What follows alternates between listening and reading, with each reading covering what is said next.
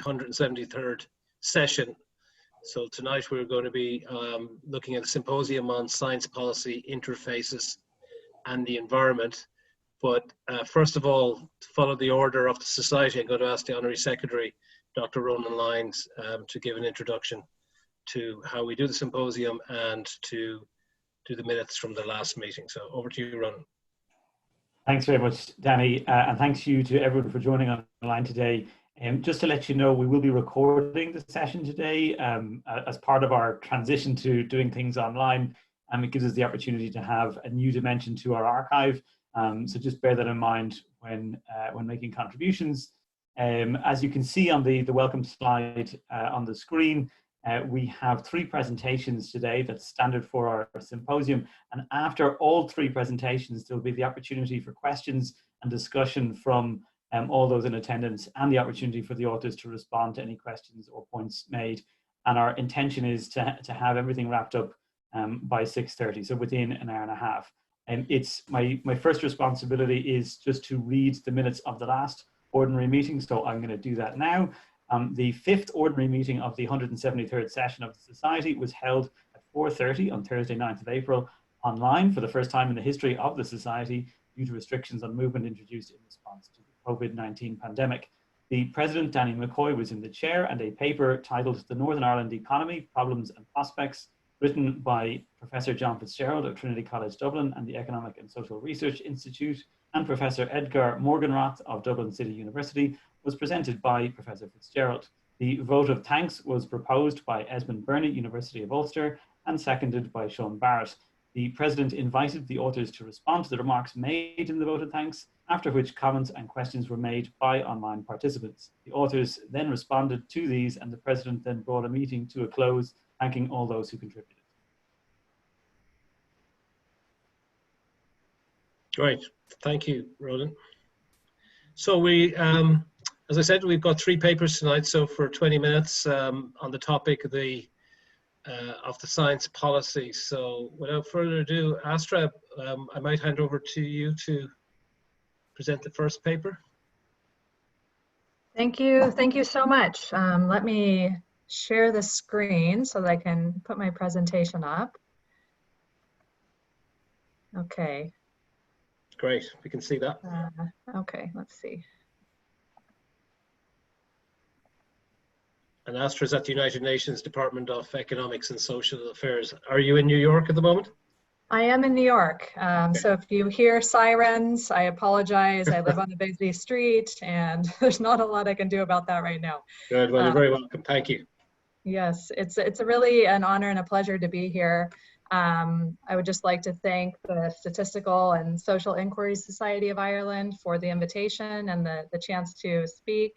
And also to thank Paul Walsh for organizing and reaching out and making this happen. So I'm coming from the Department of Economic and Social Affairs at the United Nations, and I work in the Division for Sustainable Development Goals in a specific team that serves the purpose of strengthening the science policy interface for achieving the SDGs. So this is really a nice conversation to be part of, because this is something that we really strive to do at the global level, but also reaching out to the national level and working with different regions and different stakeholders. So what I'll talk about today primarily is one of our most recent and biggest products that work to achieve this, and it's the Global Sustainable Development Report for 2019. And the title is The Future is Now, Science for Achieving Sustainable Development. What I'll do is first provide a bit of background on the process of producing the GSDR, because in some ways this is as useful to strengthening the science policy interface as the product itself. And I'll talk a little bit more about that. And then I'll get into some of the key findings and messages from the report, and close with what the UN is also doing to try to move forward on providing an evidence base for policymakers around the SDGs. So looking at the GSDR, just a brief history of how this report came about. In the Rio Plus 20 conference, there was a recognition that evidence was going to be a critical factor in enabling societies and policymakers to tackle all of these interrelated goals and respect both, you know, the social, economic, and environmental pillars of sustainability. So there was a call at Rio to develop an evidence-based report that would speak about global sustainable development. DESA at the UN produced two editions for 2014 through 2016. And then at the high-level political forum in 2016, the member states decided that they would like the report to be produced by an independent group of scientists. So they really wanted to bring the scientific experts into the process directly and hear from them on how policies could be shaped around evidence to support progress toward the SDGs. So the Secretary General nominated a group of 15 scientists from different disciplines to work on this report. And it was decided that it would be produced every 4 years to give enough time for a very integrated and widespread process to reach out and collect all of the latest knowledge around the SDGs. So the 2019 report was the first one that was launched that was written by this independent group of scientists. You can see them here. There are 15 experts from covering all the different regions, covering different disciplines, from economists to marine biologists and public health experts, sociologists, and climate scientists. So really brought together a truly multidisciplinary scientific approach to looking at the SDGs. And these scientists worked together for 4 years. Not only did they work together to write the report, but there was a highly integrated process of outreach. There were consultations across all of the different regions of the world, bringing not only local scientists, but also policymakers together to discuss what are the key issues from the policymakers' perspective around the SDGs, and also what can science bring to the table as of now based on the knowledge base. So we developed those consultations, gathered all of that information, and also fed that into the report. At different stages, there were also early drafts that were circulated to a much wider scientific community. And we got a lot of really good feedback from at least 150 scientists and experts from around the world that brought up gaps that needed to be addressed still and really strengthened the overall report in the end. So on September 10th, 2019, which seems like, of course, an eternity ago, the scientists produced, they handed the report over to the Secretary General. You can see them here, all very happy to have finally reached this goal. Just to step back, you can imagine that working from different regions around the world and from different disciplines was a very rich experience, but also somewhat of a challenge at times, just to explain different perspectives and all come to the same consensus around the issues, which they did in the end. So they're very celebratory at this moment to be handing the draft over. The Secretary General received the report very well.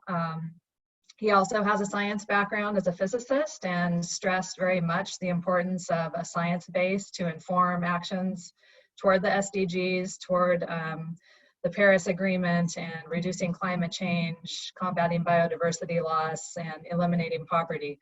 All of these things together very much requiring greater scientific evidence. The official launch of the report was on the 24th of September at the UN General Assembly.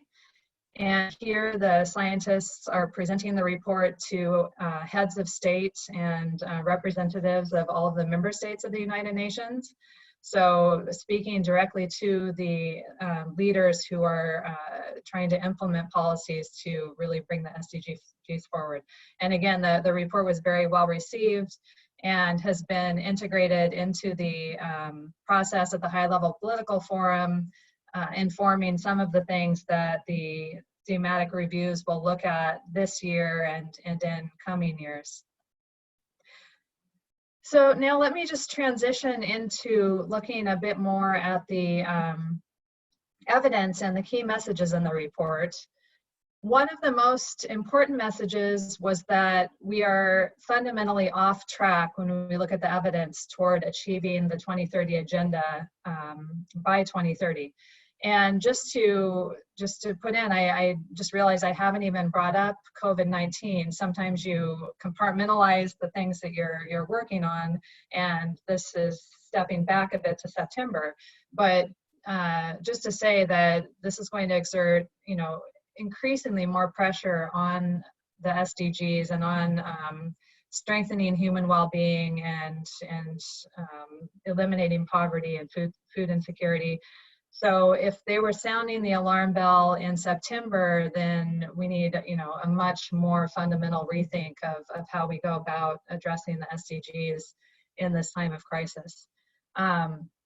This particular figure shows 5 columns. The first shows all of the 17 SDGs, and the others are projections based on current amounts of progress toward where we can expect to be in 2030 in relation to the goals.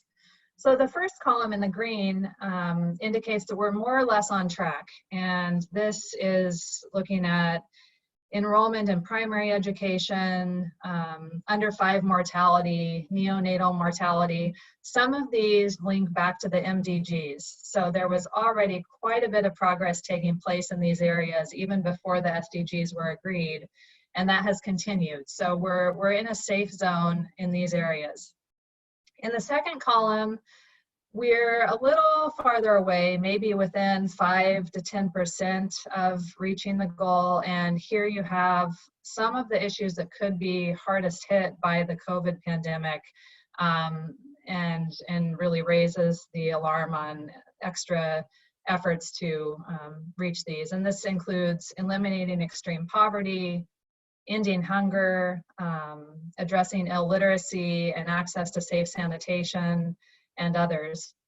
The third column, we're really not on track to achieve these, and actions will really have to be stepped up if we're to get close to the 2030 goals. Here you have issues like social protection for all, another critical element in the current crisis, ending malnutrition, emphasizing early childhood development and enrollment in tertiary education, women's political participation, the use of child labor, and the use of renewable energy. So these are areas that are somewhat new to the SDGs, and that we really have to step up initiatives if we're going to make the progress we need. The final column in the orange is probably the most concerning, and this is where, given projections, not only are we not on track to achieve the goals, we're actually going in the wrong direction. So we're making negative progress. And here are some of the most critical things, like reducing inequality, meeting the Paris Agreement goals and reducing greenhouse gas emissions, protecting biodiversity, and ensuring access to water, and many of the goals that would be linked to the environment. And here, just zooming in on a few of the really critical challenges where we're not going in the right direction. You have here biodiversity loss, where the red list index is going down, so there are more and more endangered species each year. Rising inequalities, you have the top 1% capturing the majority of total growth. Even though there is growth for the bottom 50%, the top 1% is still growing faster. And then climate change, the level of greenhouse gas emissions has skyrocketed, and there are implications being seen in increasing temperatures, shrinking sea ice, and elevated sea levels. So really some big signals that we're not going about this in the right way. The scientists who wrote the GSDR, one of their main points is that we have to focus on interlinkages across the 17 SDGs and take a systems perspective if we want to really make progress. And this involves addressing trade-offs among goals, harnessing synergies where action in one area can also generate positive impacts in another area, and then turning some of these vicious cycles where action in one area is to the detriment of other areas, turning that into a virtuous cycle. So I just want to give the example here, the green row that's highlighted, just to tell you what this means first, I guess, stepping back. The blue in these circles represents potential co-benefits that have been assessed in the scientific literature, and the orange represents trade-offs that need to be addressed as they've been discussed in the literature. So the size of these bubbles represents more or less the size of the knowledge base about these synergies and trade-offs. So it's not necessarily identifying all of the possible trade-offs and synergies, but more the knowledge base about those trade-offs and synergies. So when you look at food, for example, we need to scale up access to good nutrition. We need to eliminate hunger. Those are critical issues. But if we do so in the wrong manner, there are potential trade-offs, particularly when you look at access to clean water, here with the orange, also with life on land, biodiversity, and land use issues. So really considering all of these potential trade-offs and synergies will be essential to make progress across all of the goals. This is even more important given how hyper-connected the world is. You have flows of information, goods, capital, and people that have exponentially accelerated in the past decades. And this means not only would policymakers have to look at the trade-offs and synergies within their country, they also have to look at the impacts across borders and across countries with all of these flows. There's evidence in the report that no country has really been able to strike the right balance between strengthening human well-being and meeting social thresholds. This is on the vertical axis, the number of social thresholds that have been achieved by different countries, and these are seen as minimum levels of human well-being. And then the biophysical boundaries that are transgressed, and this is on the horizontal axis. So it's clear that some countries have done very well in meeting many of the social thresholds, but this has been at the same time as they've transgressed many of the biophysical boundaries. At the other end, you have countries who are suffering very much from not achieving some minimum standards of living conditions, but they haven't transgressed these boundaries. The key would be to get every country toward the upper left-hand corner so that both human well-being has been achieved, but not at the expense of the environmental boundaries and natural resources that are finite. So making this useful for policymakers, the scientists identified different pathways to transformation, recognizing the transformation does need to occur in many of the systems to achieve sustainability. And they identified 6 key entry points where actions would likely have wider impact across multiple SDGs operating through these synergy trade-off patterns. And these areas are human well-being and capabilities, sustainable and just economies, energy decarbonization with universal access, food systems and nutrition patterns, urban and peri-urban development, and the global environmental commons. So these were seen as the areas where if we were going to focus attention, we could do so through these systems in particular local contexts and take into account all of these interlinkages across the SDGs. On the other side, you have levers, and these were identified as the key tools and actors that are available and could be combined to take the actions that are needed. So there's governance, there's economy and finance, There's individual and collective action and what people can do independently of other institutions, and also science and technology, which has immense promise, but also needs to be applied in cooperation with these other levers. The point being that all of these levers need to be applied together through these entry points to really make an impact. So I'm going to just talk about 2 of these entry points. I don't want to go into all 6 because that would take a lot of time. If there's time for Q&A, I'm happy to discuss further. But just to explain the selection of these entry points, looking at human well-being and where the world is falling short. And again, with COVID, I think this becomes particularly critical because a lot of these deprivations and shortcomings that are shown here directly link to the severity of the crisis in different contexts.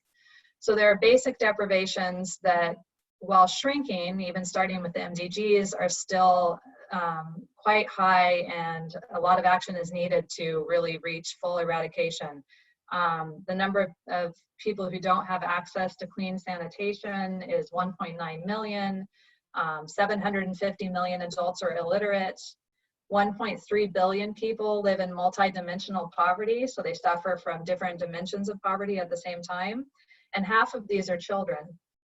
In terms of resilience to shocks, again, 4 billion people are without access to any social protection benefits. So when a crisis hits like today, they really have no fallback mechanism for compensating with lost incomes or health shocks. And 900 million people have moved out of poverty, but are still very close to the poverty line.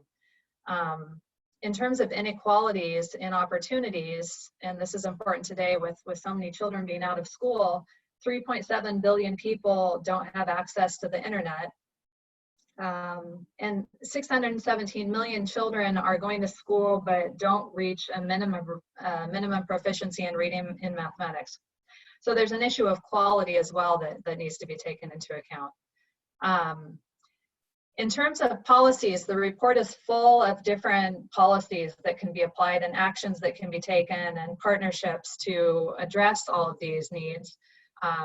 For the strengthening human well-being, there's the issue of universal access to services, healthcare, quality education, clean water, sanitation. And again, having these in place would, in any society, really guard against how hard hit the country is by the COVID pandemic.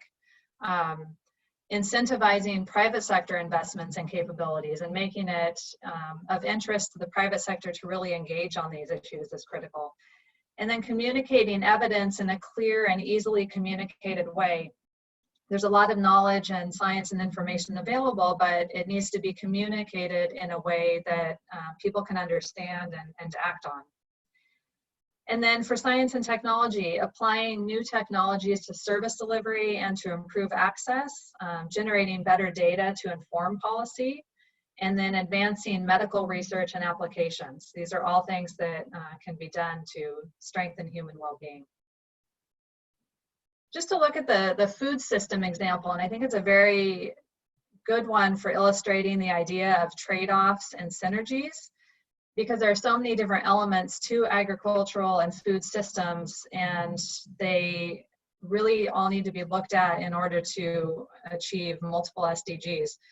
The first is that it's clear more equitable and global access to nutritious food is needed. Today, 2 billion people suffer from food insecurity. The World Food Program has just projected that could double due to COVID, so even more of an emergency and critical situation. 1/3 of all food produced is either lost or wasted right now, so much can be done there.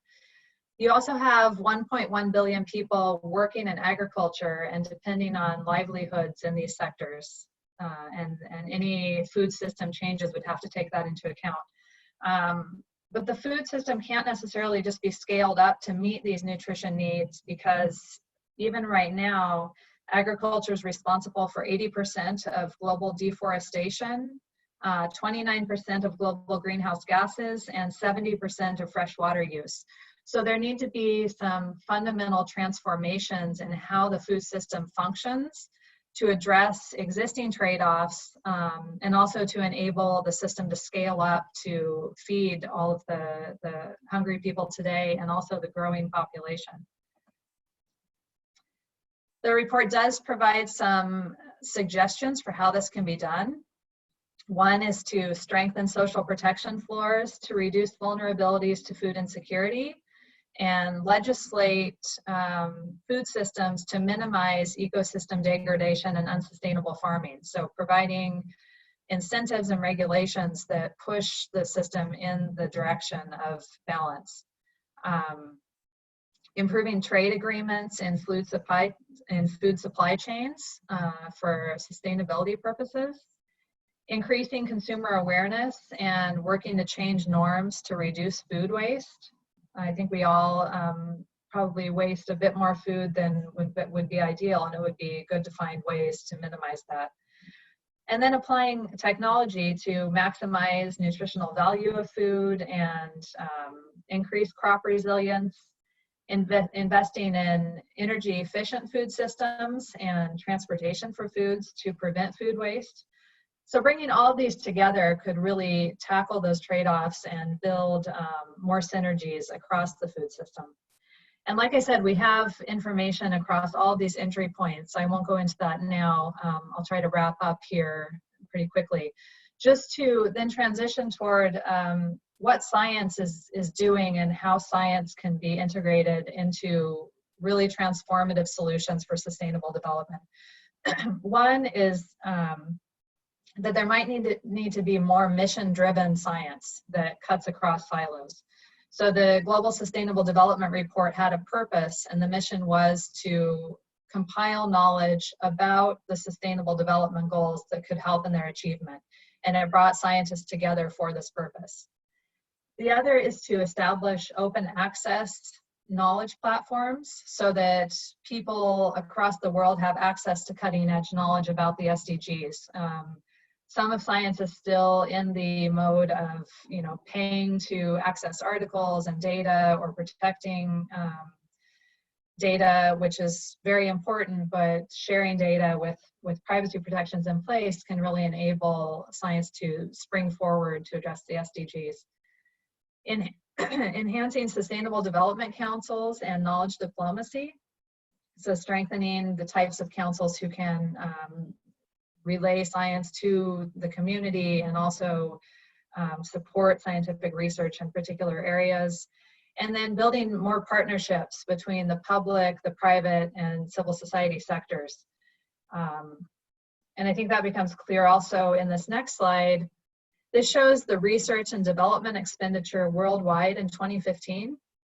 And there are two real takeaways here. One is that the red represents private sector investments in science, the blue government, the green higher education, and the yellow is nonprofit, and the blue is the rest.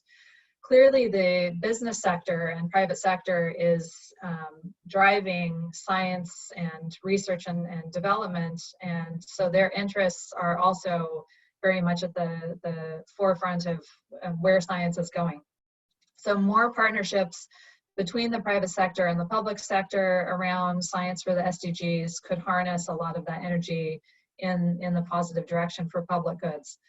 The other is that the concentration of global R&D among just a few countries is huge, and it leaves a lot of countries, especially least developed countries, small island developing states, some of those hardest hit by environmental disasters and poverty, without much of a science system to speak to the context-specific needs in those countries. So more expenditure and more support for science across the world would really strengthen context-specific science. Looking forward, and some of the key takeaways just to emphasize, transformation for the SDGs and drawing on science. One, it requires that all stakeholders work together, and these 6 entry points in the SDGs can harness those cooperative science strategies toward the SDGs. concerted efforts to apply knowledge of interlinkages. So really looking at interlinkages and the knowledge that can be used to resolve trade-offs and contribute to co-benefits is very important. And then policy coherence and partnerships across the 4 levers of change. So bringing together government, business, individuals, and civil society, and science and technology to pool resources and work together to achieve the goals. And then the implementation of pathways that correspond to specific needs and priorities in different contexts.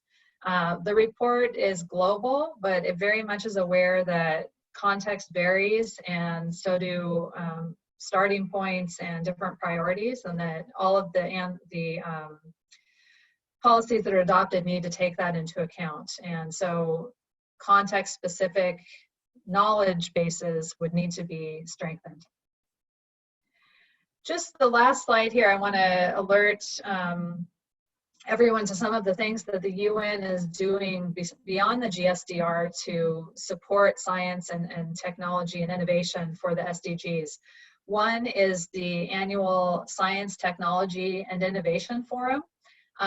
It was scheduled for mid-May this year. We are having to rethink how we approach that, but it's been taking place on an annual basis and is really a platform for bringing together stakeholders from all of the different areas, from private sector, civil society, government, to discuss some of the emerging knowledge and technologies that can help with the SDGs.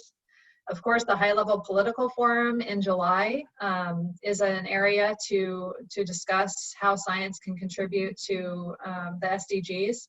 We have usually a thematic session that it deals specifically with this question, and also looks at some of the different SDGs and the interlinkages among them, and looks at different examples of solutions that are being used in different countries.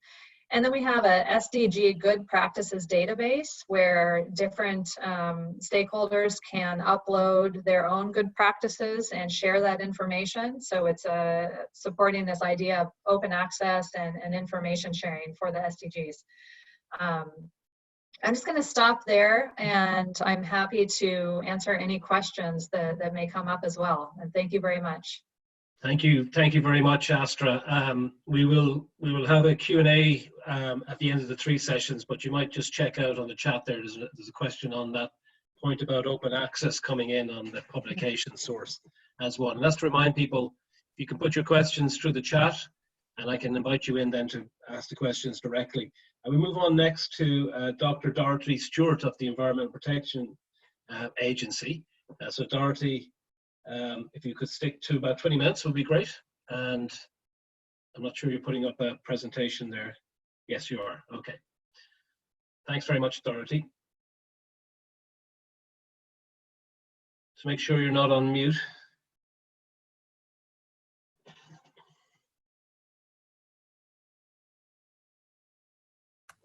Yes, thank you, Danny. I was on mute, so my apologies. Okay. Again, I'll whistle stop through this as quickly as I can.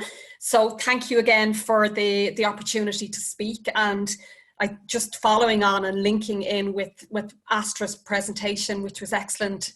I think I could literally say it all in 3 words: implementation and policy coherence.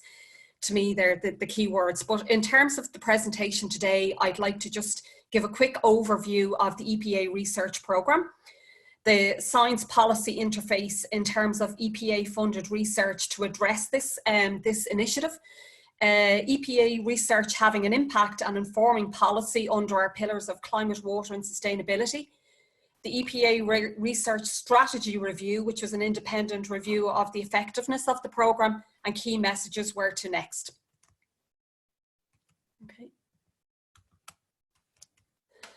Okay, the words of Hans Brunnick here, linking knowledge with action. Achieving sustainability transitions will require diverse new knowledge drawing on multiple disciplines and types of knowledge production. This includes evidence about the systems driving environmental pressures, pathways to sustainability, promising initiatives and barriers to change. And even following on from Astra there, it just reinforces the point. There is an abundance of research and evidence that would suggest the need for knowledge and evidence. So looking at the EPA research programme in terms of the structure, we are a national research coordination point. We fund research in Ireland since 1994, and although our funding budget is quite small in comparison to the rest of the funding agencies across Ireland, we have a unique element to our research in that it's directly linked to informing policy, which differs from other funding bodies. So we have project management of funded projects, national linkages and international linkages, national delegate contact point for Horizon 2020. And then we endeavour to communicate and disseminate our message as far and as wide as is possible. So we're currently on our third strategy with the view to moving into our new strategy in 2021.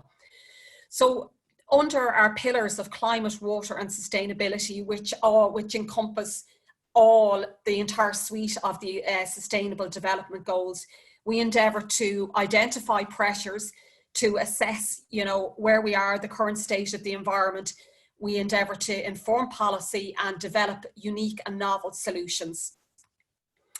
So in terms of the core elements of the current strategy, which is just finished, we, following on learnings from our previous research strategies, we felt the need to have a better impact by having a greater focus on partnerships, improved dissemination of our research, greater support for open access and open data, enhanced stakeholder engagement, being broader in our scope, and of course always being underpinned by the socioeconomic connections being integrated in our programme.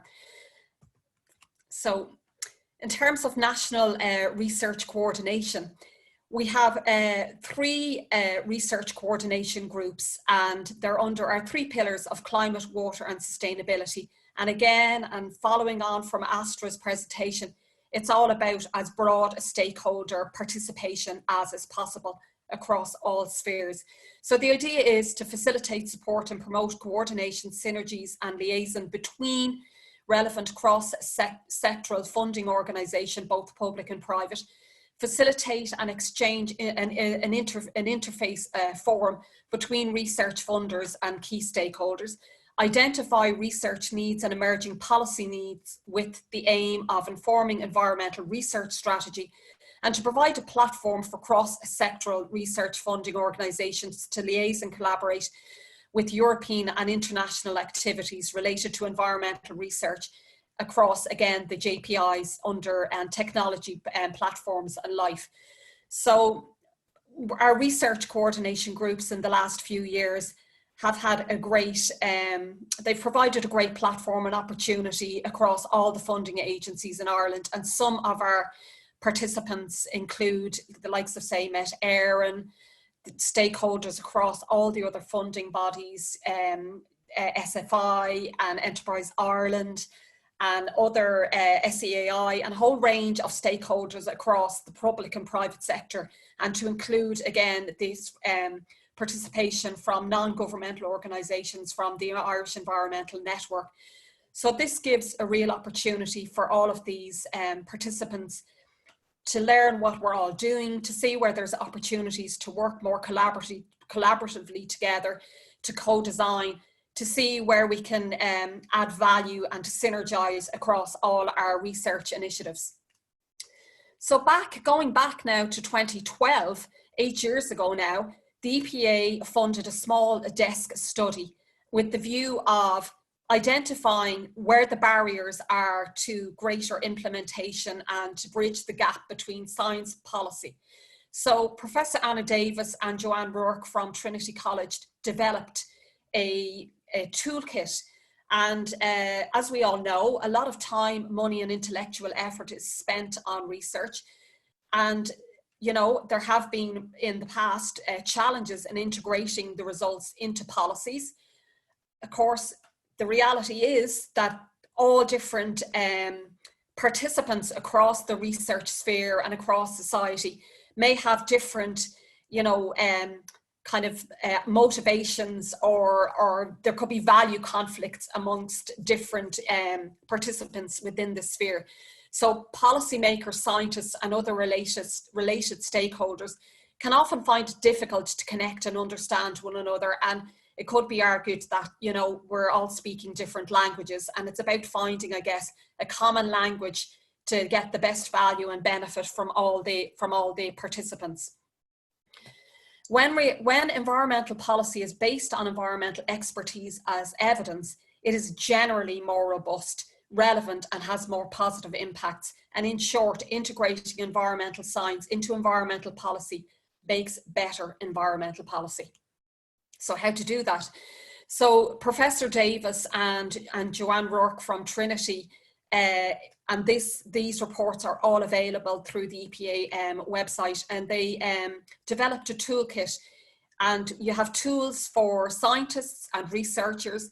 There's the bridge navigation grid for policymakers, and there is a navigation grid with tools for intermediaries.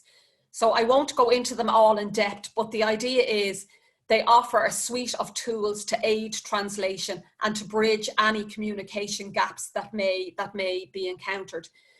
The bridge research combines international good practice in science policy communication with original research and science policy communication. And the essential features of the toolkit, it has been co-produced in collaboration with those working in environmental policy sectors in Ireland. And from that, because it was co-designed and in collaboration, it really has a practical, relevant, and useful application. In 2014, Aqua TT was commissioned to follow on from the Bridge the Gap report, and they developed a knowledge transfer methodology which has 5 key elements to the knowledge transfer methodology. And I haven't got the slide up there, but basically there's 5 steps to address knowledge, identify the policy that you want to influence, profile the target users, develop the knowledge transfer plan, and carry out and measure. So it's very much a basic, problem check, like a problem solving technique of plan, do, check, and act. So then Indicon were commissioned by the Environmental Protection Agency to basically review our current strategy.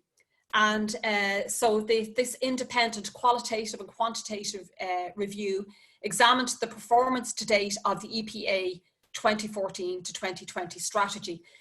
The methods that were deployed were stakeholder interviews, written submissions, surveys of researchers, survey of relevant EPA staff, survey of non-successful applicants to the EPA research call, analysis of the quantified data to examine specific case studies, and they carried out some workshops.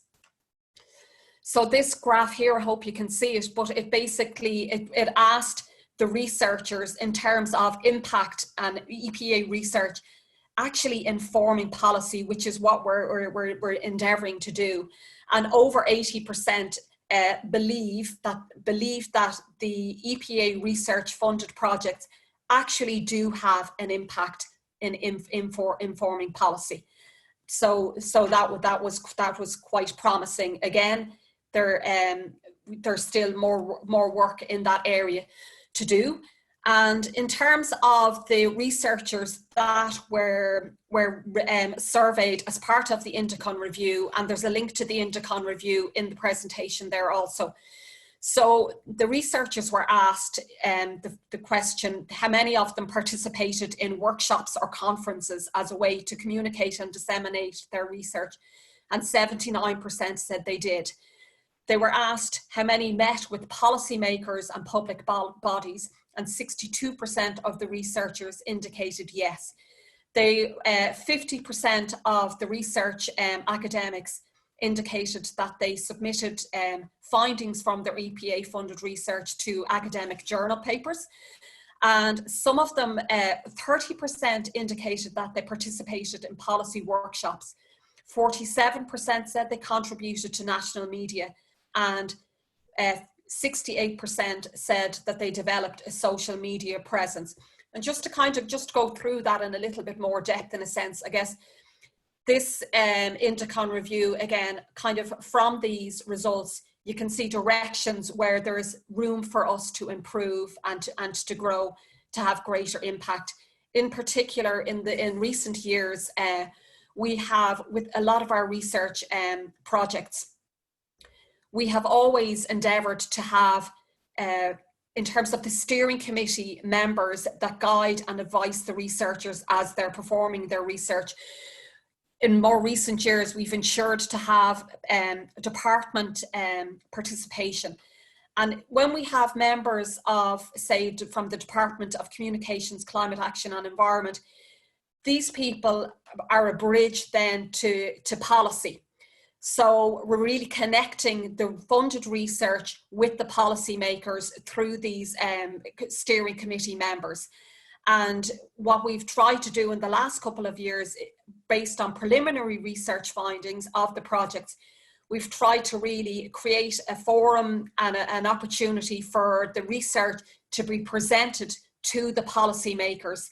And ideally then the research will inform policy. And what's critical to that also is the idea that our research calls are in time to inform policy. So we always try to align our research calls so that the findings from the research can be in time to either inform policy and going forward along the way.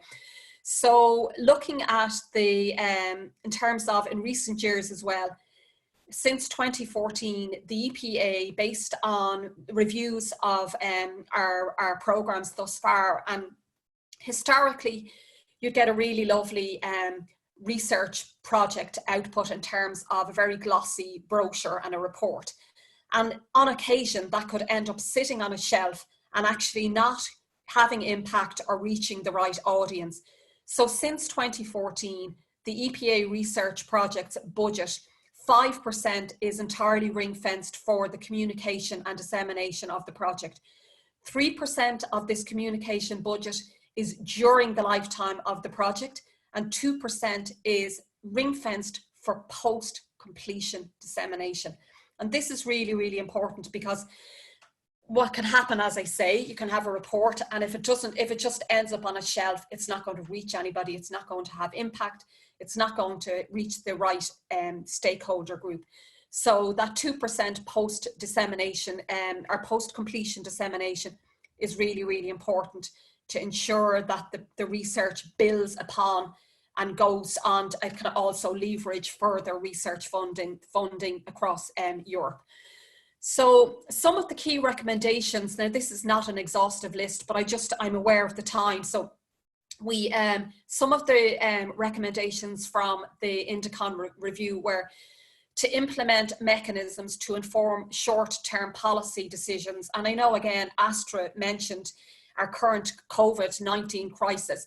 And yes, we will need right now, and I know there's funding calls out at the moment, to kind of find answers and solutions to address immediate challenges that may be wild cards or unexpected. They're like curveballs that we didn't expect that they would arrive. So to be able to be nimble and adaptable enough to be able to do research right in the moment, it can be really, really helpful.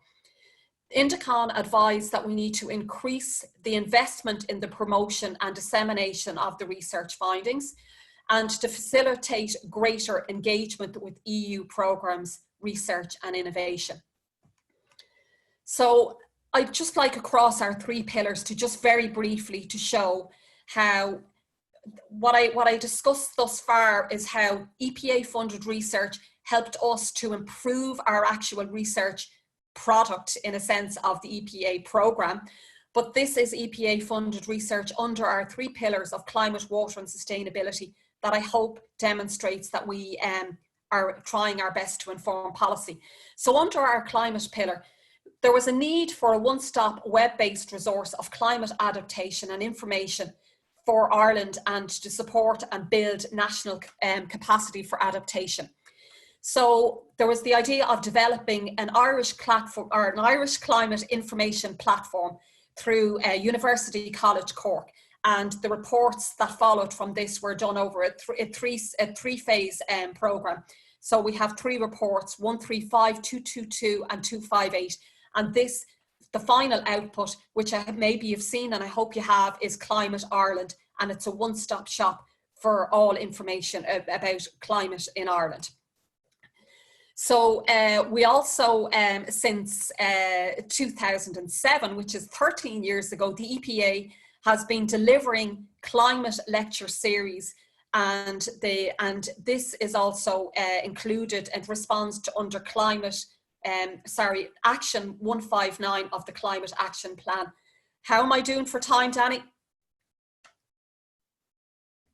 If you could start wrapping up fairly soon. Great. Yeah, thank you. Okay, so the climate lecture series. Okay, so under our water pillar as well, the EPA's Pathways Research Project has informed the Environmental Protection Agency's Water Framework Directive characterisation approach. So again, I'm just trying to show some projects that did inform policy, and the National Standard for Septic Tanks. Under the Environmental Sensitivity Mapping Tool, this was a fellowship and it was through UCD. And there was a need to enhance the consistency and transparency in strategic environmental assessment. This was a really low-cost fellowship that has had a huge impact, and if I would advise, just an incredible video available on this environmental sensitivity mapping web tool, and it's on enviromap.ie. So the EPA, in partnership as well over the last few years, that whole health from environment has really become apparent. So they've partnered with the HSE and the EPA together to develop like sharing and discussing practice and innovation and engaging citizens' environment on health and well-being issues.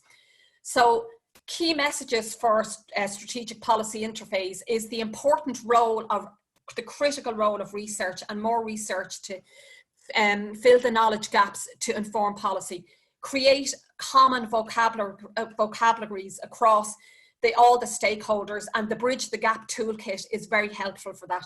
Be innovative, really appreciate and value the role of the intermediaries and the people that translate the message.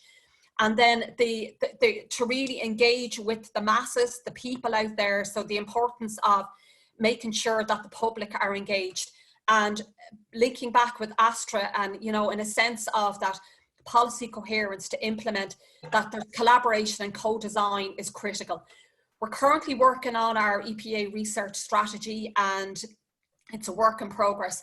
And our new strategy takes on board the recommendations from the Indican Review. And again, we're evolving and growing with time. But one thing that we do recognise and appreciate is it is so important to enhance the visibility of the research outputs. Evidence, robust, excellent science is critically important. And collaboration, co-design, and all of those things are critical. And I didn't deliberately mention the SDGs because I know Paul is going to talk about his project funded by the EPA on that area. I'm sorry if I went over time. No, that's great, Dorothy. Thank you very much. And that's a good segue into Paul. So Professor Paul Walsh from UCD will be our next. Paul, you. Okay, so do the transition there. And thanks very much, Dorothy and Astra. They were excellent. So I need my screen. So that's excellent. I can get it now.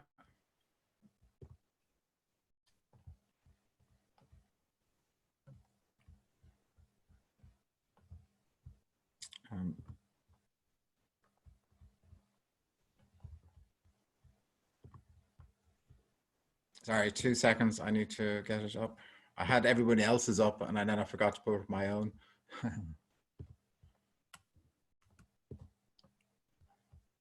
There we go.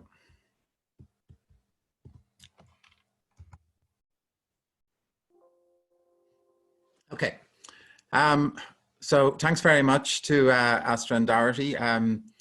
So what I want to do today is present a talk which is actually based on work with Professor Enda Murphy and Dr. Arbitrita Banerjee in University College Dublin. And as Dorothy was saying, it is an EPA funded research project. Outline of the talk. So in the first section, I just want to briefly just talk about the science policy interface in the UN, because actually what motivated us to do this project is that we were attending the HLPF and the Science Innovation Forum and all the other meetings of the Youth Forum, etc. And we kind of, the one that we particularly were interested in was in the voluntary national reviews that Ireland presented a few years ago. And what we said, really, our motivation was, it's an awful pity that every country didn't adhere to the global reporting and had the same standardized data, and that when they come to talk about the issues, they would have actually done a whole society led by science, or informed by science and led by government. And that when they come to the HLPF, is that then they could work on getting a huge, what I'd call new sort of multilateralism, not just amongst governments, but amongst societies and scientists. But that sort of blending and coherence and that ability to do that is hampered by the fact that you don't do your work at home, and you're not actually you're not working on the same data, you're not working in the same sort of structure. So you become the interoperability of the member state into this sort of global sort of conversation and global kind of movement to multilateralism is broken in that sense. So that's why we applied to the EPA, and we were saying, well, what sort of lessons we can learn, whether we could actually then embed it in a national place here. So I'm going to try and convince stakeholders here that this is something we should be doing. So very briefly, transforming the like the UN 2030 agenda is known as the Sustainable Development Goals, but we do have to be aware that the agenda is not just the goals and the targets, the 169 targets, is that there is a kind of a framing and a narrative and a vision that's in the preamble that is actually quite important, right? And defining who stakeholders are, etc., and the transformative visions. There is a section on the means of implementation, some of which Astra has already embedded in our talk, when she was talking about the finance and the technology and the partnerships, etc. And then there is a follow-up and review mechanism, and that's really what the HLPF is. It's an apex of the whole UN system that meets once a year to actually review everything that's happened in the SDGs throughout its systems, but also in its intergovernmental bodies.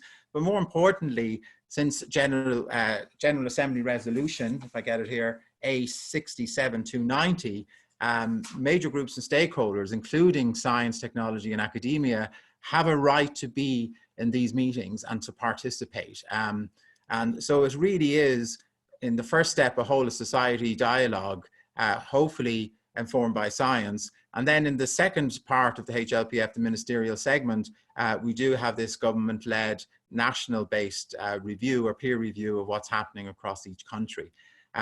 So in a sense, this is what, there are new entry points for scientists and for women's groups and youth groups and trade unions and farmers and everyone, but particularly science we're talking about today at the high level of political forum itself. And as you were told, the technology facilitation mechanism has embedded in that a science tech STI forum, which is a subcommittee basically of the HLPF. And then we've been brought through in an excellent manner what's happening with the science policy interface as summarized through that publication, the Global Sustainable Development Report. But what I want to focus on is the voluntary national reviews. And in particular, what sort of institutional coherence we need at home and the data collection at home that makes us perfectly interoperable with that sort of discussions and in the HLPF, with a view to actually getting multilateralism going in a more of a whole of society way, informed by science and led by governments. And this is an important point because I've gone to most of the HLPFs and partnerships do arise. There's lots of global partnerships. So I see it with the private sector, I see it amongst different types of universities, but the thing that's in the SDG agenda though, where it is actually a partner just like in the COVID sort of response we're seeing in Ireland, it is a whole of society approach. Scientists are up front, but it is led by government, and it's a coherence across those entities. And we're not getting that in global partnerships.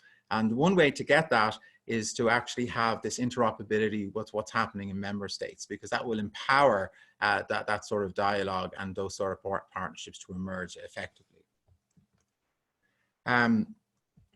So in Ireland, what I want to do then is already for the ministerial segment, the UN, which came out of obviously the intergovernmental negotiations, is that they didn't want to talk about monitoring and review in detail or actually define the indicators.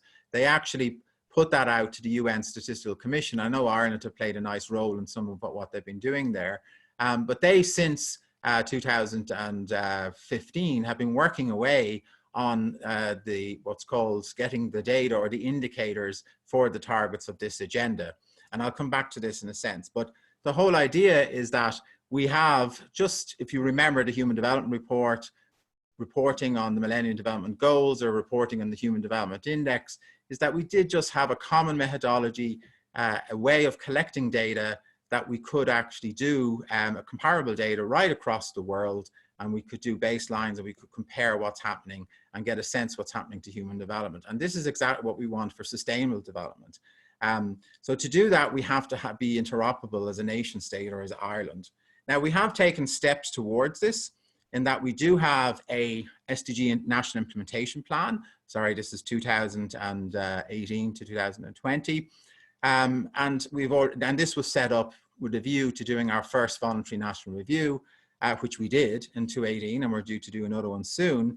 And in this document, it was very clear, it did the mapping of data to the policy, right? So it was thinking about, let's get the 169 targets, which departments are responsible for them. They did a mapping into the different departments of government, or the secretaries, you might think of it, or the administration, different words for that, but the civil service of the departments. We also had a mapping into our policy and implementation plans of different departments, because the departments are very much in their silos, but we just wanted to make sure that our plans across social protection or on the various pillars in the business sector, in the private sector, right across into environment, that somehow they're coherent and they intersect. So there was a policy mapping as well, looking at gaps and looking for the synergies. They set up a whole of government committee, which is quite important to coordinate that.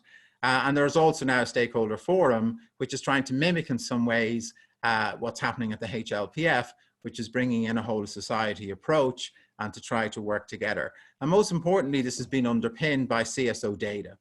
And the CSO data, there's two types of data you need, right? So one is, what we say is that you need very good national SDG indicator data that you can report into the global reporting and partake at the UN level, just like, and you'd also need data for Eurostat to do that at European level. And of course, you might want more micro data, or, you know, much more richer data by sector, by Ireland, if you want to do real policy in Ireland. But we focused in on saying, well, we want to be able to do the global reporting and to live up to to basically populate the data set for particularly on the environmental side, because there was gaps to do that properly. So how did we go about it? So what I'm going to show you is that we're going to be very much starting at the micro, at the targets. And we're going to argue that in general, there's environmental, there's social, there's economic, there's governance issues in this agenda. And we're actually going to, in a system sense, going to start thinking about clustering around targets, particularly to identify synergies and linkages across the goals. And one thing that people have not exploited enough maybe in the agenda is that when the Open Working Group met before the intergovernmental, this in the post-2015 work plans, they set out the more or less the goals and the targets, but they had a kind of a template where there's 69 of these targets are actually what's called MOIs. And they're there as capacity builders, and I'll show you what they are. There's another set that are more around outcomes, the lead indicators for agencies and treaties of the UN. And then there's a whole set, which actually makes it difficult, on linkages linkages like for one goal across potentially all the goals. The other thing we're going to talk about is country benchmarking. There's lots of ways to do environmental indices, but like what's the min and max? Like how do you create an index? Is it an ambient standard or a human health? But we are definitely going to, for a conversation in the UN, we want the best and worst in class. We want to know the countries who are doing worse, the countries who are doing best, and where we are on those targets in reference to the countries. Because then when we go to the UN and have a conversation, we can talk about each other's policies and who's doing well, etc. I'm going to then talk about, I'll come back to the other issues. So just to say, SDSN, the Sustainable Development Solutions Network, does do an SDG dashboard, and it does rank countries on the SDGs. But again, I'm not saying they make the mistake, but we don't impose the goals, right? So here, this is imposing the goals. And of course, Ireland is red. It's not doing well, obviously in the environmental pillar. But rather than imposing on this agenda to analyze it by goal, no, we want to analyze the synergies across all the goals, right? And in the same way, we could do a bit more, and something we can talk about on the levers and on these 6 transformations, but we think that why not leave all the MOIs that are there? Why not leave all the sort of targets and innovations and system stuff that's there without, again, doing a top-down sort of structure? So what we're going to do is follow what UNDESA did for the Global Sustainable Development Report in 2015, which is David LeBlanc did a very interesting text analysis of all the targets.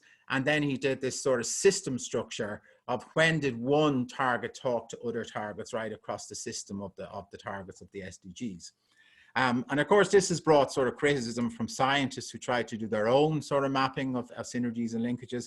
And then as economists, we'll all say, look, everything can be related with the right policies and technologies, right? So this idea, like what's a positive spillover, what's a negative limit, that's maybe up to modeling. And of course, DES have been doing that as well. So just to say, just to be clear what I'm talking about, if we go into the UN Statistical Commission and we download the sheet, which is a live sort of sheet, you have the US, you have the indicator, the target there, the code. And what we see is that you have the actual goal and the target, which is in the agenda. And now there's these approved indicators that are linked to each of the goals. And sometimes one target will have 2 indicators. So there's actually 234 indicators that are approved for 169 targets. And this is what we're working with here in a way. And what's nice about this sheet, it shows you tier 1 to tier 3 data, like what data do they have more or less across country that is the same methodology that's accessible and that you have, which is the lead agency to look after that data across nations, and what are the partner agencies in the UN. So it's actually doing, like in the Irish government, doing a mapping into the different departments and who's responsible for which target, if you like, of the agenda.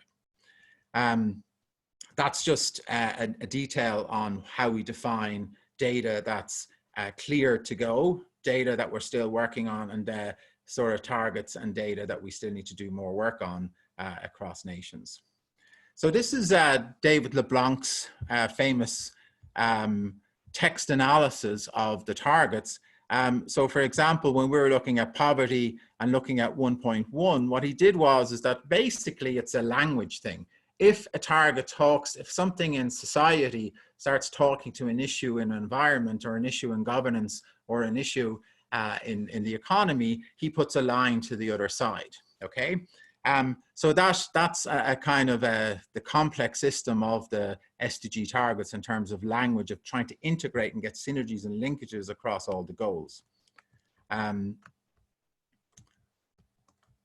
So this is what I was saying, that the agenda has 169 targets. It's got 232 indicators.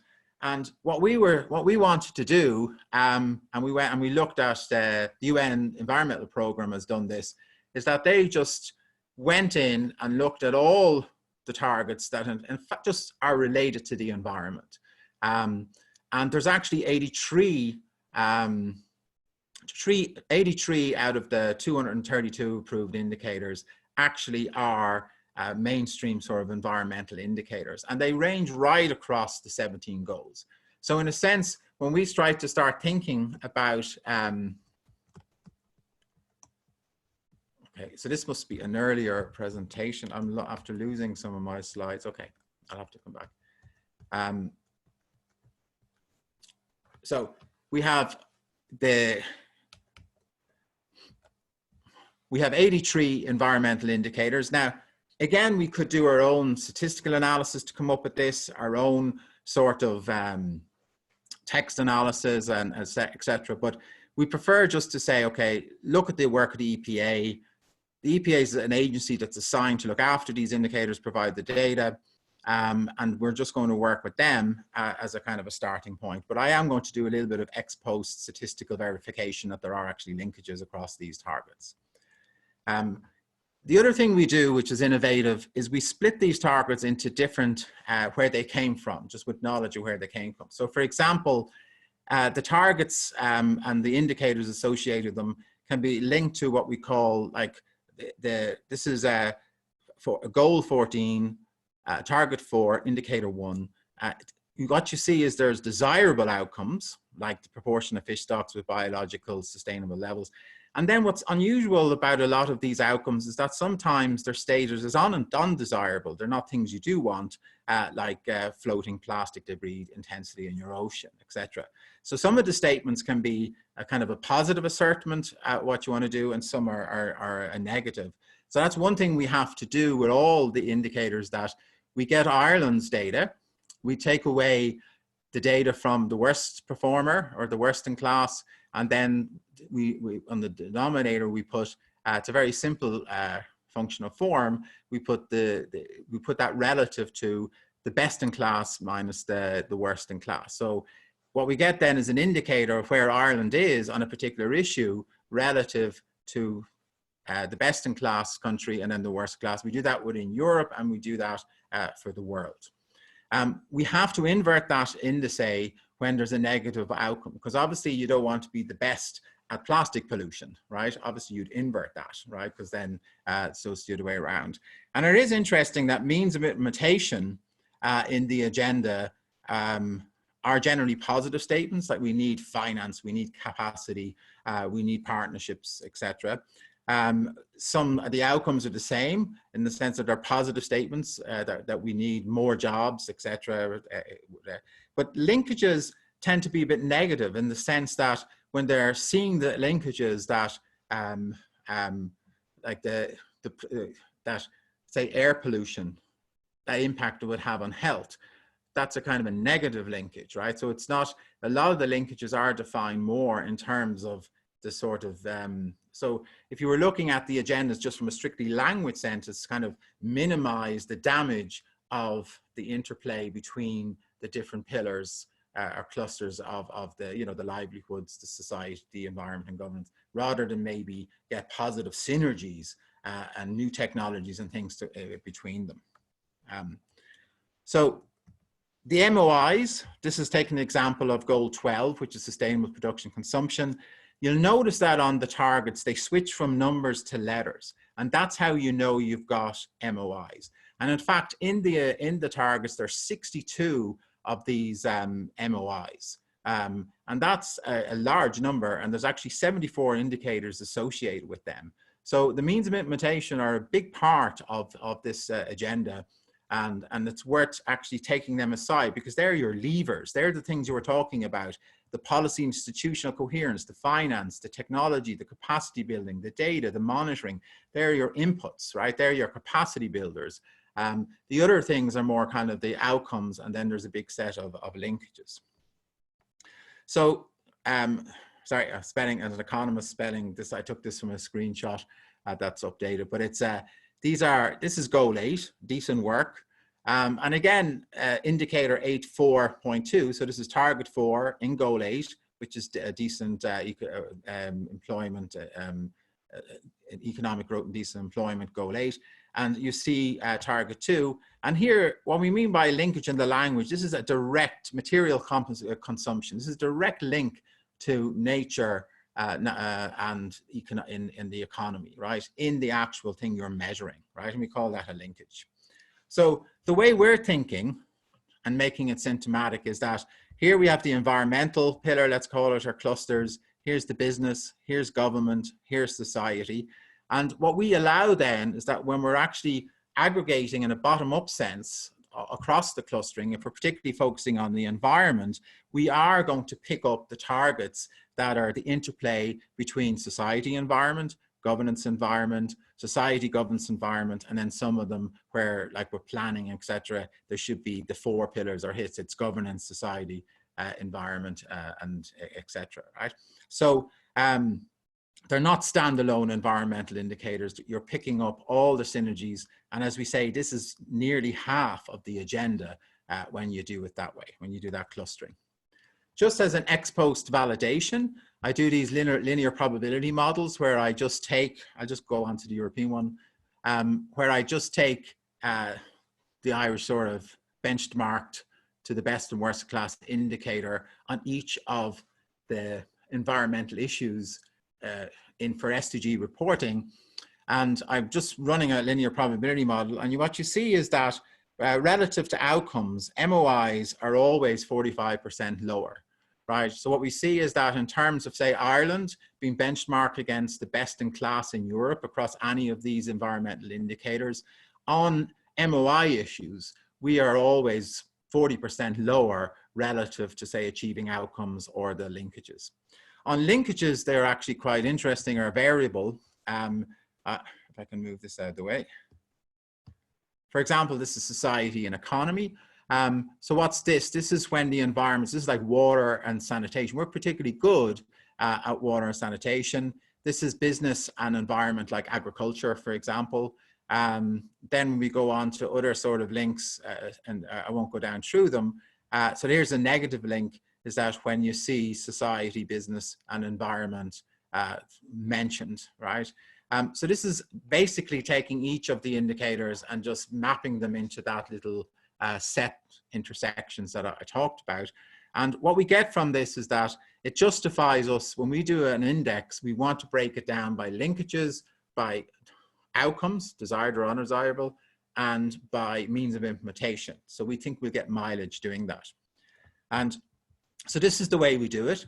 Obviously, we have the indicators, let's say 83 of them. We can take an arithmetic mean, which is a lot of the SDG indices do. They just simply average take the average of the score on each of the targets or each of your indicators, and you get your composite index called, let's call it the environmental index. Or you can take a geometric mean. This was used in the Human Development Report. And the idea here is that if you have a 0 in one of your indicators, because you basically multiply them all and then take the qubit to the n power, if you have 0 in one, you have 0 in everything. So in terms of getting an aggregate score, you get quite punished for having a variance where you could be very good in some things and very poor in the other, but then your top score, your aggregate score, your composite score would look bad. And the harmonic aggregation is even more punishing because it actually gives much more weighting to your worst score, and then it aggregates up, right? So the way we look at this is, yes, the overall environmental, the score is that Ireland on average is 60% of best practice or a frontier defined by European nations. 43% if it's the geometric aggregation, and only 5% if it's the harmonic. And what this is just telling us really is that we have variance. Like we very good performance and we very poor performance. And it does tell us, and we should really go to the target level and understand, do a case study or a storyboard around each of these to understand why we have such a low or high score. Then we found it useful though to do these aggregations by outcomes, where it's 0.56 if it's just the pure averaging. MOIs are weak, right? So what we're finding is that we're not doing particularly well when we measure like how much money we're putting into things, how much capacity investments we're doing, how much data work we're doing, etc. We're not really doing particularly well. We're doing poorly actually on the means of implementation, including the science policy interface could be considered that, and data.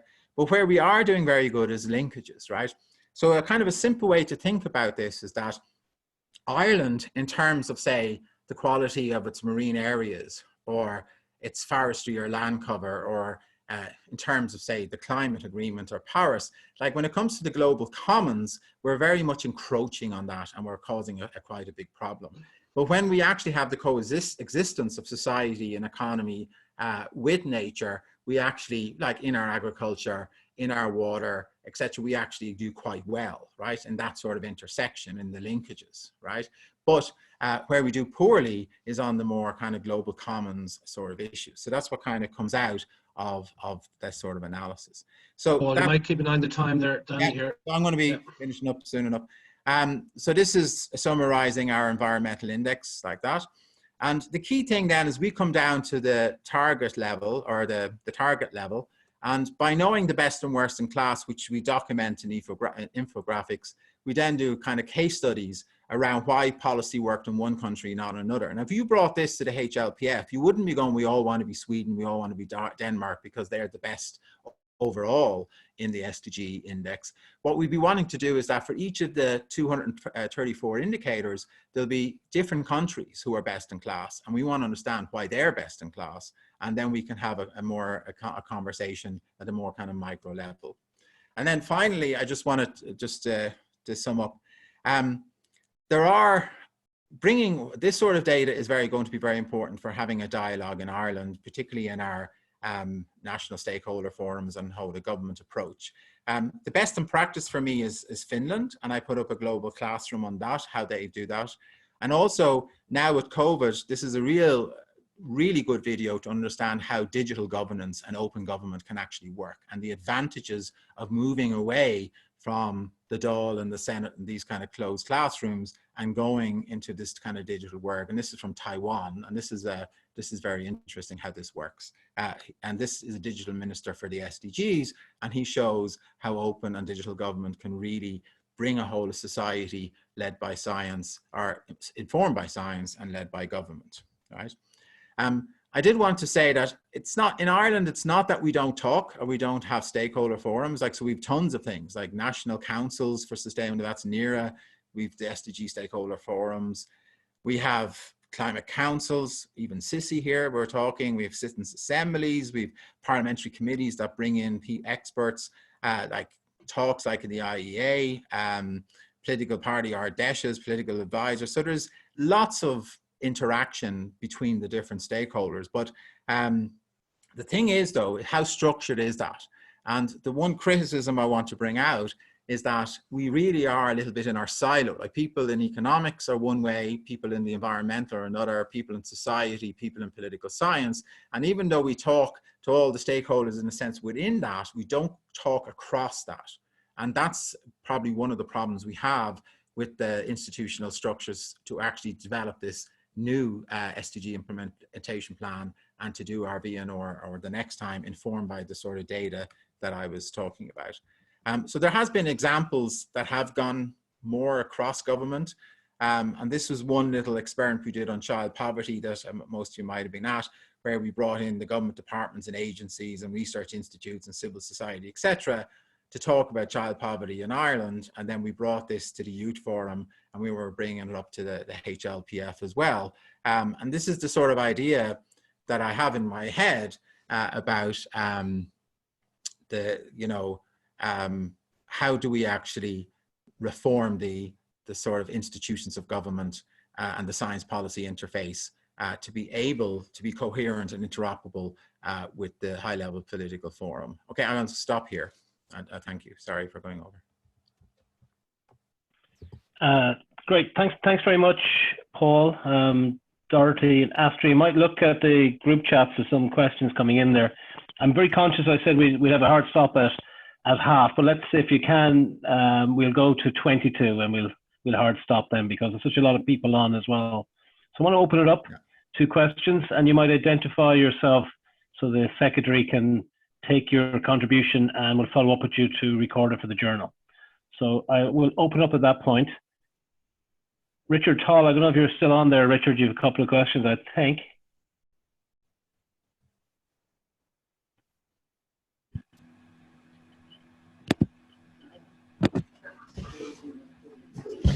Okay. I think this is for the last speaker. I'm a little bit concerned about taking indicators which are often constructed in a bit of an ad hoc way and often constructed in a way that reflects data availability rather than data needs or policy needs. And then taking those indicators and just taking an average, be it an arithmetic average or an harmonic or a geometric one.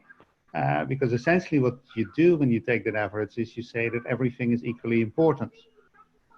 And everything is equally important to every country. Now, in Ireland, there's no issue with illiteracy, for instance. There's hardly any issues with sanitation. So that is just not relevant for policy. And some environmental issues, for instance, are deemed much more important than other environmental issues. But if you just take the average of these indicators, all of that just disappears. And would you not rather use some sort of weighted average? Thank you, Richard. I might gather some, and you asked about open access to Astra as well, and then some of the kind of priorities for Dorothy. So if you guys hold those, I'll catch a few questions here just on time efficiency. Anybody else like to come in? Place to query there. Can you hear me? I'm not sure. Sarah, yeah? Yeah, my name is Sarah Sherlock. I just put up a question there. I'm just wondering about the data provenance and data governance that in terms of all the data that's been looked at. Is there any like track and trace in this? Where is the data coming from? How old is it? What exactly has been analysed? I sent a link there to the Harvard Business Review. The cost of ad data is $3 trillion per year. You know? Thank you, Sarah. Yeah, that's a good one to Dorothy, I think, when you did that earlier on. Anybody else like to come in?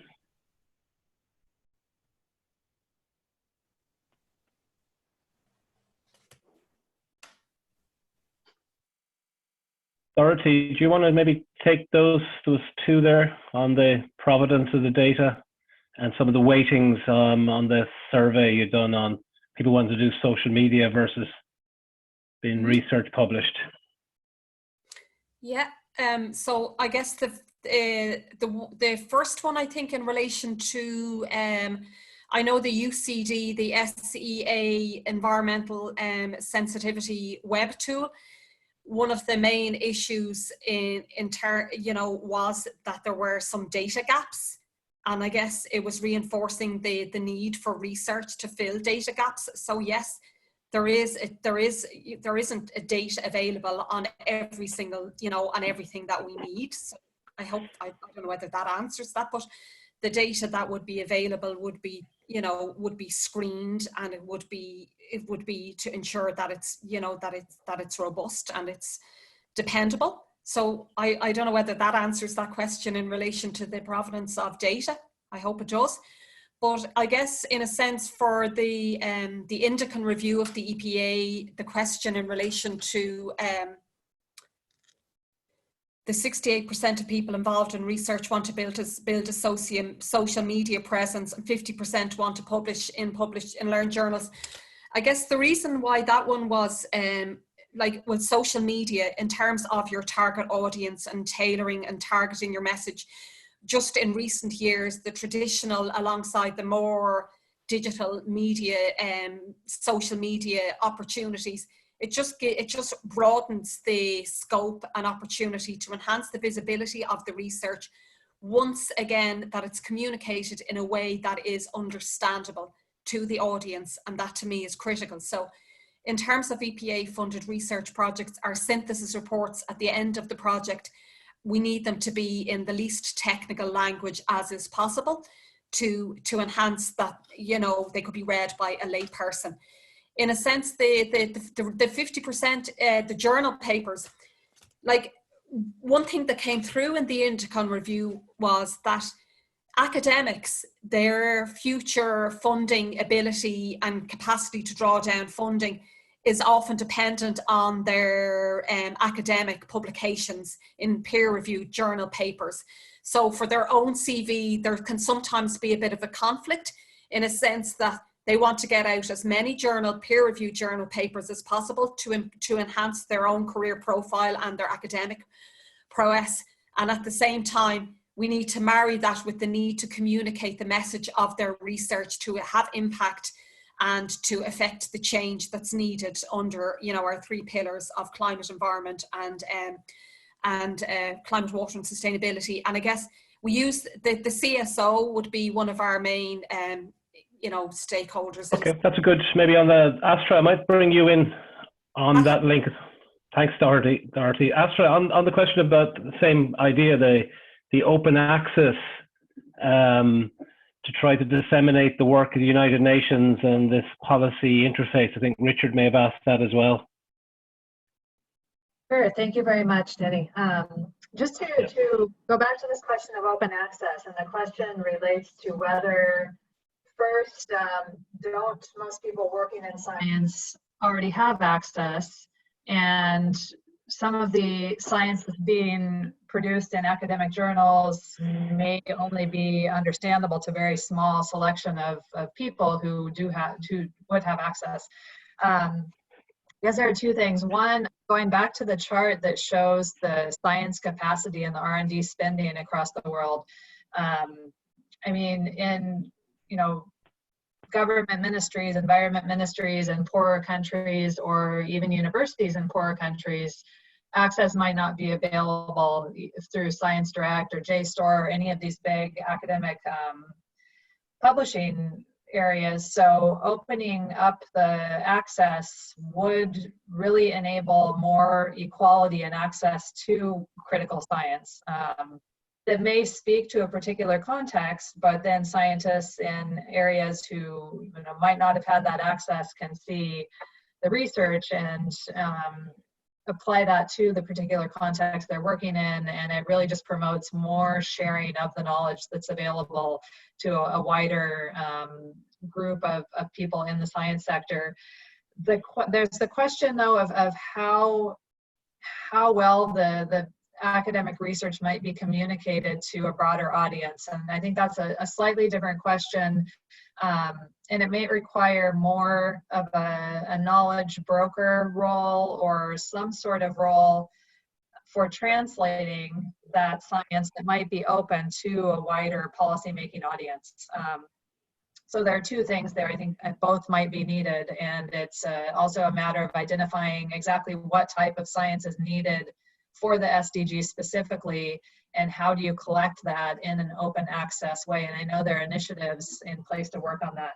I think there's just been a question about this science policy interface that we're witnessing in relation to COVID, and how that could also be linked up to the SDGs. And I'll just quickly address that, if that's okay. There's Sure. a lot of, I've seen the terms infodemic and misinformation put out recently, because I think all of us are in policy making and science, and are a bit bombarded with the amount of information that's being put out. And it's extremely positive that researchers are sharing data and working together around the world, which is necessary to address the risks. At the same time, there's clearly a need for stepping in to counter the amount of information and the potential for misinterpreting information, given the speed that all this science is being produced. So just to flag that as something that's being started. And I know the WHO has something called Mythbusters, where they're trying to directly address this information and be clear on what's valid and what's not. Maybe just on, I see another one there, just finally on you, Astra, just one of the things about open access, if it's small groups that are not having access, is the solution to go for open access to all, or should it be more targeted, I guess, is the import of that question. Yeah, from. If there's an issue, I mean, there are two issues. One might be privacy, and the other is how do you incentivize research if there's not some sort of a fee involved in accessing it. And it could be that opening up to a smaller group can be a transition toward more open access, but at the end of the day, treating knowledge as a public good and something that can be made as readily available as possible, particularly when it deals with issues around the SDGs and social and environmental sustainability, really can be critical in providing as much access as possible, so that as many stakeholders can be aware and involved and have access to some of the ideas that are being put out. Okay, thank you. Paul, Yeah. Take on the averaging and maybe something on the David LeBlanc's famous network graph. Yeah, it's good to see and hear Richard Tull. So I meant to get it across the other way, right? So what we're basically saying, particularly by using harmonic and geometric averaging, is that the real issue in Ireland is that, you know, we might look okay, like 60% of the frontier, but in reality, we have a lot of heterogeneity underneath that. And in a sense, you know, isn't it better that you go down to individual level targets, and that you'd actually, and which they're big issues, they're big sectoral issues, is that you'd actually pay attention to that and understand who has been good and bad in the European area and globally on that particular issue, right? So in the report, we go, look, we know there's lots of environmental indices around, and they have different functional forms and different averaging and weighting, and they do lots of different things. But we're actually saying, we note that when you do aggregate over these things, that, and you're averaging in some way, that you are missing a bit of detail, particularly on the ones that you need to pay attention to and the ones that are actually causing you problems. And we basically say you should get back down to that kind of target level and have conversations at that level to actually make real progress. So we're not promoting the indice approach at all, these composite indices. We're actually doing the opposite, right? And the thing around the COVID, my feeling on this is, yes, it's great to finally see, and we see it in other circumstances, but it's great to see a whole of society approach to COVID in Ireland, you know, with the scientists there up front and, you know, good cohesion with government. But this is within nation. And one of the problems that people are starting to talk about the SDGs is that on one front, you see Gutierrez talking about, we have to be really worried about SDG 16. Conflict and war, right? Because interstate problems are emerging because of this, right? And we need multilateralism to deal with the global commons. And multilateralism is falling apart with COVID, right? Like the supply chains for medicine, the competition for them, the food chains will happen next if Africa goes down. And we're going to see people going into that within nations, getting nationalistic, closing borders, all of this sort of thing, right? And this is not a global whole of society approach. This is not multilateralism the way it should be. So I actually think that the SDGs, particularly on the environmental pillars, needs multilateralism, and peace needs multilateralism. And COVID actually attacks those two things. Thanks, Paul. We're conscious maybe just that we probably, just given the time, might bring it to close. Just to thank everybody who's come online. If you haven't had a chance to have your question asked, please do send them on, and we can, now that we've gone to the modern age, the society can be asynchronous as well. We can capture some of the comments and put them to the discussants. So I'll leave the final word to the discussants if Dorothy, Astra or Paul would like to say anything else before we finally close. Would you like to see an animation 3-minute movie as people leave the room? No. Project. I see Donal O'Brien saying no. Could go badly wrong, that. Dorothy or Astra? Just to say thank you to all for the opportunity to speak. And I think just the clear thing coming through to me is, again, implementation and policy coherence. And if we can crack those nuts, we're laughing. Great. Astra? Yes, thank you so much. It's really been a pleasure to join this. Really, I think a good overview of what's happening at the global level, some examples that Dorothy brought about really how to communicate what science is doing and reach out to various stakeholders, and really innovative work that Paul's presenting on how to introduce a more comparable approach across countries and share lessons. So thank you so much. Thank you, Astra, and particularly looks like a nice day in New York, and Paul certainly got the sunshine. Paul, do you want to say anything finally? No, again, I'm very appreciative to Astra and Dorothy for joining. And I think just to say again that CISI itself, and this is to encourage membership and etc. Like we were an SDG stakeholder forum before it was even invented, like back to 1847. Where we bring stakeholders there to discuss issues of public policy. And of course, this will be in the journal, and it's disseminated to all the different departments and public servants around Ireland. So You know, so we should take pride in our council and in our society. And this is a really valuable symposium. Great. Well, thank you. And the Secretary reminds everybody to both for joining the society as well as sending in your comments. So thanks everybody again, and we'll go and see what's left of the evening. Hopefully we can get some fresh air. Okay. Thanks everybody. Bye. Thank you so much. Thanks, Paul. Bye-bye. Thanks, Kira, Astra, Dorothy. Thank you. Bye.